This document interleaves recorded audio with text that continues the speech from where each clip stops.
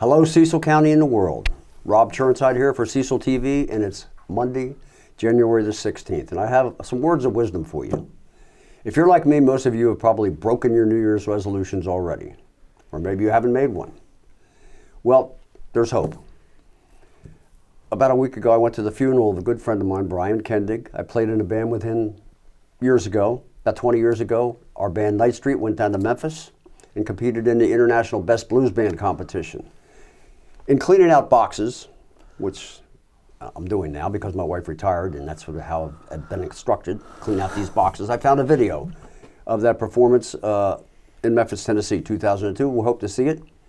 And we hope that you out there in TV land can see some of your old friends and catch up. And that's a good New Year's resolution. Catch up with old friends because you never know. Take today and run with it. And speaking of running with it, we're running with an old friend here, Bill Kilby, hey, Cecil Land Trust. He's involved in all kinds of stuff. He's a Renaissance man. He's got his own farm. He's got an anaerobic digester. And he wants to tell you, first and foremost tonight, about the Robert Burns Dinner, which is a benefit for the Cecil Land Trust, correct? Well, yes, it's more like a friends kind of thing. It's a coming together, you know what January's like around here. So on the 27th, you're ready for a drink of Scotch whiskey. And so the Robert Burns Dinner originated from the Cecil Land Trust idea to celebrate the gift of good land. And so that's what we do on that day. We are very gifted here in Cecil County to have very good farmland. And Cecil Land Trust's job is to protect that farmland for future generations. So the Burns Dinner includes a dinner, of course, with haggis. There's always a process with the Burns Dinner, and you have a ritual, a presentation of the haggis, and also we will have lamb stew and other foods for those who aren't sure that they like haggis. You know, Bill, I'm glad. I'm starting to get a little reflex thing here with haggis. Haggis, you told me earlier as we were talking, is really just like lamb scrapple. Lamb scrapple. There you go. There you go. So it's just kind of the leftovers and put together. And then we always have Charlie Zam, who is a person who does Scotch-Irish entertainment. He's our MC. He'll do all the songs. We'll have bagpipers. We'll have whiskey, beer. Everything is one price. And so we encourage you to go online and see about tickets. And tickets are a mere $60 per person, correct? $60, yes. Doors open at 5:30 at the Ed Wall Center at Fair Hill Nature Park. Yes. Fair Hill Park. And if you can't get on the website, if you're like me and have a rough time with things like that, you can call Alyssa Webb at 410-441-3717 and help out. And will you be wearing a kilt that night? I'm not sure I will, but there will be kilted people there just in case. Well, Bill, it sounds like a great, good time, and plenty to eat, not just haggis, but plenty to drink, plenty of entertainment, good people for a good cause, the Cecil Land Trust, and I know you have thousands of acres in preservation. And you recently got some new sites? Yeah, well, it's been a long time since I've been here. You know, this pandemic business, it's been a couple years, and so I'll just go over a few things we did this past year. We added another 380 plus acres of preserved land along Route 273. The Haynes family, just outside of Rising Sun, placed another farm in land preservation. They already had one farm in. And then the Mason family, who have a dairy, placed a farm in land preservation at Blue Ball. So we're really pleased we got those done, and it, as I say, gives us another 380 acres and probably about a total of 40 easements now that we hold in the county. And when a farmer or a family puts their land in preservation, there are certain benefits.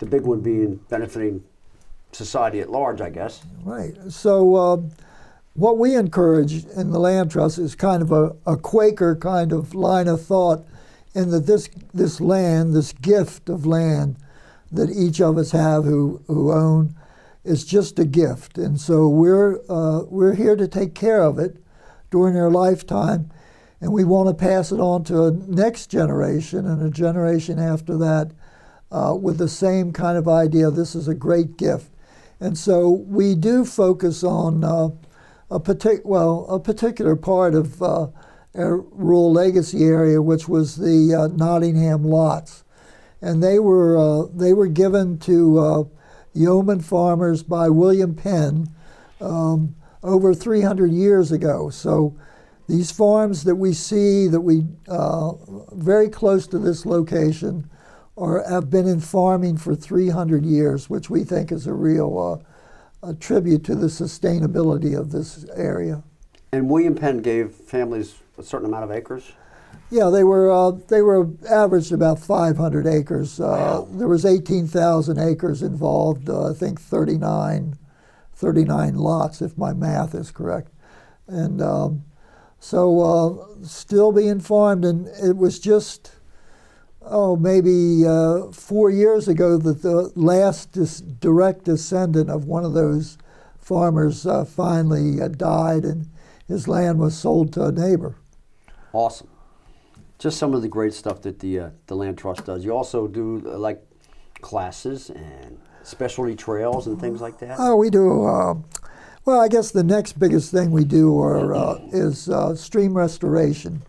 And so we've been doing that for about 5 years.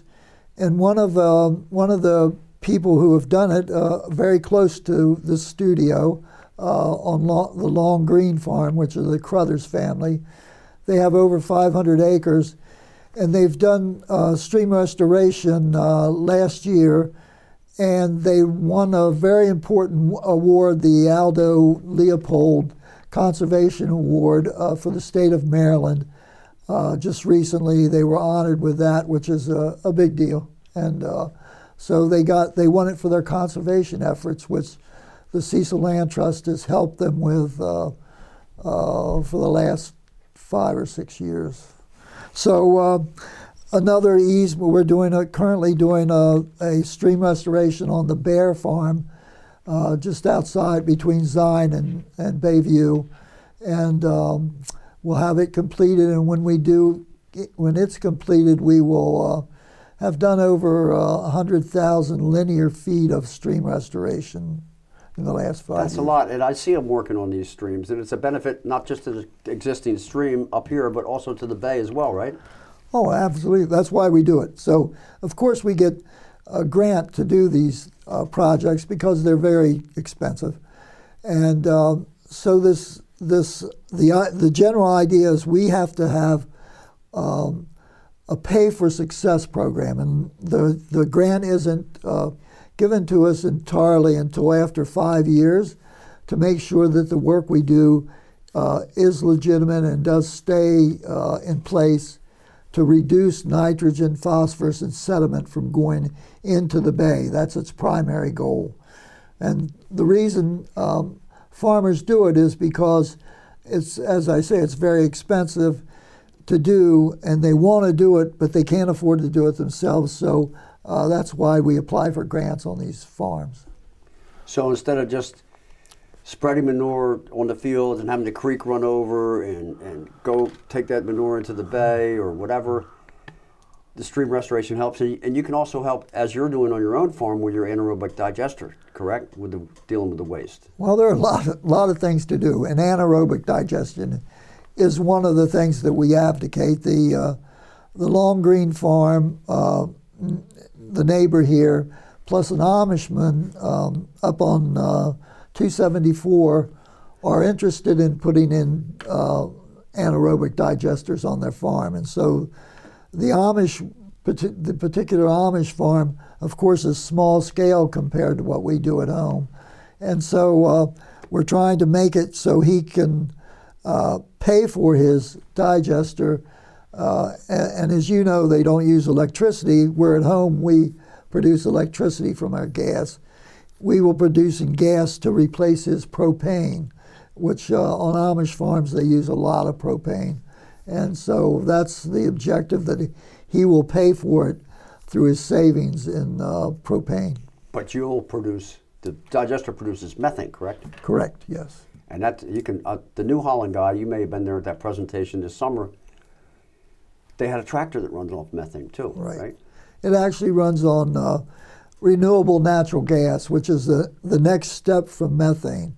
So methane is about 60% equivalent to natural gas, and so you have to clean it up a little bit more, and you have to compress it to get it up to 81% equivalent to natural gas, and then the tractor will run on that. So do you have a tractor that runs on that stuff? Well, not yet. They haven't actually started selling them yet. They probably won't be available till at least the fall of this year, but we're prepared. All right, well, we'll have to come out there with Cecil TV and check that out on your tractor. We will, because it's You're allowed to drive it, right?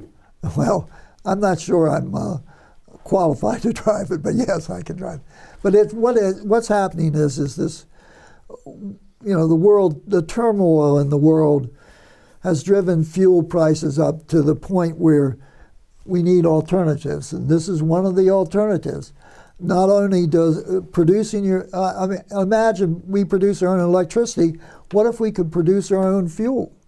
And so we produce our own fertilizer.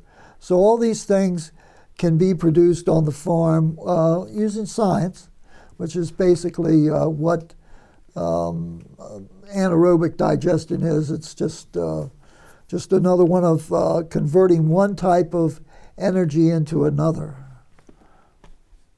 Like I said, ladies and gentlemen, a real Renaissance guy. Yeah. Bill Kilby. Bill, anything you wanted to leave our viewers with? The Robert Burns dinner is the 27th. Right, and so Cycle for Cecil will be changing its location. That's one of the things we do so people can Excuse me. so people can see what our land preservation looks like. Will be April the 29th, I think, or the last Saturday in April. We're changing the location to Calvert. We think we've done some other things with other people. We do like to do partnerships with people, and we developed the literary trail at one of our farms in Port Deposit with the library, with Cecil's library system. We plan on doing our future is dealing with, for instance, some Amish farms here in Cecil County, trying to get them to do more conservation work. And we plan on having some larger easements, and we'll have to keep up on the news. They're in the works, but we can't really say. But as soon as we do, Bob will know what these conservation efforts are. Awesome.